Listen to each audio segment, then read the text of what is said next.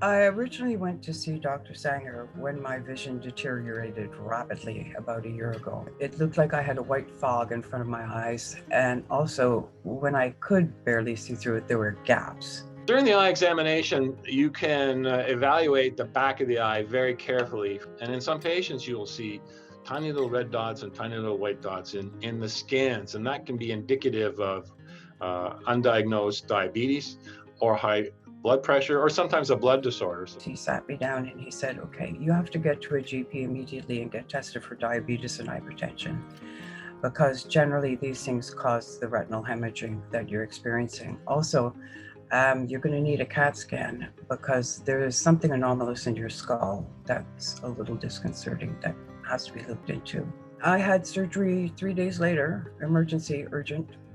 We actually can play a really important role in detection of from some pretty serious problems. They can be eye problems like cataract, glaucoma, macular degeneration, but we can also find a number of systemic problems, general health problems by in an eye exam. So it's important for patients as part of their own healthcare strategy to have an optometrist take a look at their eyes on a regular basis. If Dr. Sanger was before me right now, what I would say to him is I would thank him for saving my life, for having the knowledge to step in and tell me that there was something wrong with the rest of my body, not just my eyes, but what was wrong with my body was causing the problem with my eyes.